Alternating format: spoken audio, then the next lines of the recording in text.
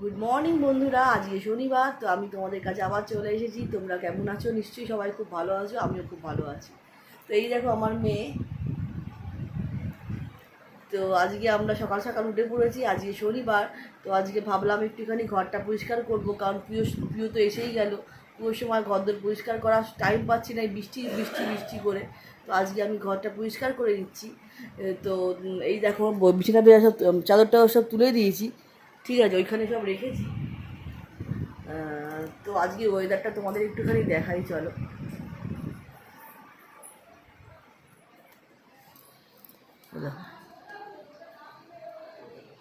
তো দেখতেই পাচ্ছ আজকে বৃষ্টির ওয়েদার। তো আজকেও সেই বৃষ্টি পড়ছে বৃষ্টি পড়ছে, তো কিছু করার নেই। যাই হোক, এই বৃষ্টির মধ্যেই আমার কাজকর্ম সব করতে হবে। আর তো কী বলবো, মেয়ের হাতে আমি দিচ্ছি, মেয়ের হাতে আমি মেয়ের হাতে আমি মেয়ের হাতে আমি ক্যামেরাটা দিচ্ছি। তো মেয়ের ভিডিওটা তুলে থাকুক আর আমি আমার কাজ করতে থাকি। সকালবেলা কিছু খাওয়া দাওয়া এখনও হয়নি। মেয়েকে এক গ্লাস জল খেতে বলছি, মেয়ে খাবো খাবো করে এখনও খাইনি, ঠিক আছে। তো মাকে বললাম আগে এক গ্লাস জল টল খা। ঠিক একটু আগেও ঘুম থেকে উঠলো, আমি অনেকক্ষণ উঠে পড়েছি, ঘরের কাজকর্ম সব গোছাচ্ছিলাম। আমি তো কাজ করছিলাম ওইদিকে, ওই জন্য আমি এদিকে আসিনি বলে ওইদিকে কাজ করছিলাম। আচ্ছা, ঠিক আছে। যাই হোক, আমি তো মেয়েকে ডেকে তুলে দিলাম, মেয়ে উঠে পড়েছে, দাঁত মাজা হয়ে গেছে ওর। আমাদের সব দাঁত মাজা হয়ে গেছে। আমি এক গ্লাস গরম জল খেয়ে নেবো, মেয়েকেও জল দিয়ে দেবো, ঠিক আছে। তারপর তোমার দেখতে থাকো, মেয়ের হাতে আমি এখন ক্যামেরাটা দিচ্ছি।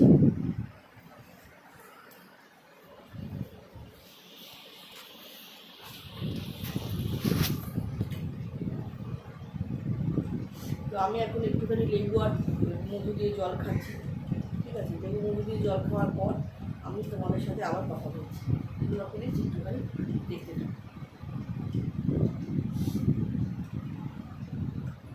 তো এমনিতেই এখানে চারটে জিনিসপত্র ছিল, সেগুলো আমি পাশের ঘরে কিছুটা রেখেছি আর কিছুটা রান্নাঘরে রেখে এসেছি।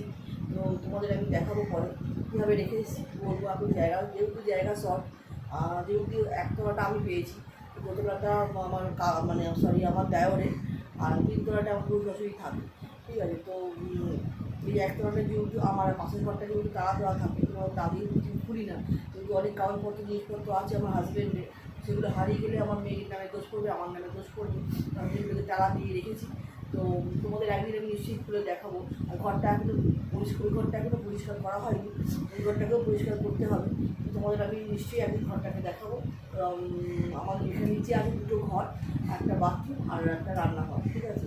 আর তার সঙ্গে বাইরে আছে দালান আছে, আর তার সঙ্গে উঠোন আছে একটা, আর তার সঙ্গে আছে দুটো নারকেল গাছ, ঠিক আছে। সবই নিচে আছে। তো যার জন্য নিচের গাছ থাকার জন্য একটু মশাটাও বেশি হয় বন্ধুরা। তো কিছু করার নেই, এমনিতেই একতলা একটু মশা বেশি হয়, কিন্তু আগে এত মশা ছিল না, ঠিক আছে। কিন্তু 2-4 বছর ধরে দেখছি অনেক মশা হচ্ছে, অনেক মশা হচ্ছে। মশার জন্য আমাদের খুব প্রবলেম হয়, তার জন্য সবসময় দরজাটা আমাদের বন্ধ করে রাখতে হয়। চেষ্টা করি সকালের দিকে তো খুলে রাখতে হয়, কতক্ষণ দরজাগুলো বন্ধ করে থাকা যায় বলে, তাও চেষ্টা করি খুলে রাখা। কিন্তু এত মশা, মশার জন্য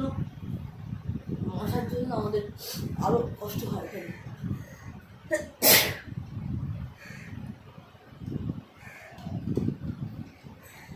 মশা হয়েছে তোমার কামড়ায় আমাকে। মেয়েটা তো বাইরে যেতেই পারে না, মেয়েটাকে বাইরে গেলেই কামড়ায়। ওর মানে আমার থেকে রক্তটা বেশি মিষ্টি, ওকে সবসময় মশা একবার ছিকে ধরে। আমাকে অতটা ছিকে ধরে না, কিন্তু ওকে বেশি করে ছিকে ধরে। কী করবো, আমি কিন্তু কিছু করার নেই, এভাবেই থাকতে হচ্ছে, ঠিক আছে। আমার বাপের বাড়িতে যে ফ্ল্যাটটা আছে, সেই ফ্ল্যাটটা এখন আমার বাবাই থাকে। মা তো আর নেই, মা তো আমার ছেড়ে চলে গেছে, আর দাদা বৌদি 2-3 তলায় থাকে। তো ওরা ওরা ওরা আলাদা থাকে, ঠিক আছে। বাবা ওপরটায় থাকে, বাবা একা হয়ে গেছে বলে সেরকম বাবার কতবার বলি বাবা এখানে চলে আসবে, মন খারাপ করলে। বাবা বলে না রে, আর ওখানে যাবো না, আমার এমনিতেই শরীর খারাপ, যাতায়াত করতে খুব কষ্টও হয় বাবার, ঠিক আছে। যাই হোক, তো বাবা ওখানেই থাকে, আর আমি মাঝে মাঝে গিয়ে দেখাশোনা নিশ্চয়ই করে আসি, কিন্তু সবসময় যাওয়া সত্যি কথা বলতে আমারও সম্ভব হয়ে ওঠে না। আমার পায়ে খুব ব্যথা থাকে, আমার হাঁটাচলা করতে খুব অসুবিধা হয় মাঝে মাঝে। আমার যেহেতু পায়ে বাত আছে, তো আমার খুবই কষ্ট হয় পায়ে বেশি হাঁটাচলা করতে। আমিও পারি না, আবার 4 তলায় সিঁড়ি ভেঙে ওঠা আমার পক্ষে খুবই অসম্ভব ব্যাপার হয়ে দাঁড়ায়। যাই হোক, বাবাকে ভগবানের কাছে প্রার্থনা করি আমার বাবা 100 বছর অবধি বাঁচুক। মা তো চলে গেল আমাদের ছেড়ে, যেটা আমি এখনও মেনে নিতে পারিনি বন্ধুরা। মা হঠাৎ করে এরকমভাবে চলে যাবে, মা অসুস্থ ছিল কিন্তু মা চলে যাবে এটা আমরা ভাবতে পারি না।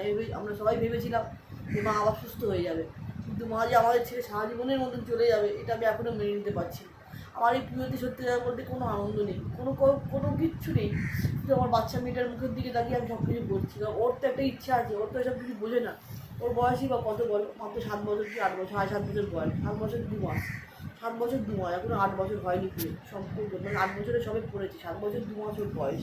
যাই হোক, আমি তো ভাবছিলাম যে কী করবো না, ইচ্ছে করছে না কিছু করতে, সত্যি কথা বলবো না। দিকে নানান সমস্যা, ঠিক আছে, সাংসারিক নানান সমস্যা, তারপর আবার আমার শরীরও খারাপ, এসব নিয়ে আর পেরে উঠছি না বন্ধুরা। কিন্তু কী করবো বলো, সব কিছু তো করতে হবে, পারছি না তাও করতে হচ্ছে। দেখি কতদিন টানতে পারি, তোমার আশীর্বাদ করো এই সব কিছু যেন আমার ঠিকঠাক চলে এবং আমি যেন আরও অনেক অনেক অনেক দূর তোমাদের ভালোবাসার জোরে এগিয়ে যেতে পারি। তো আমি এগুলো করে নিই, তোমার সাথে আমি আবার পরে দেখা করছি। এখন আসছি, টাটা।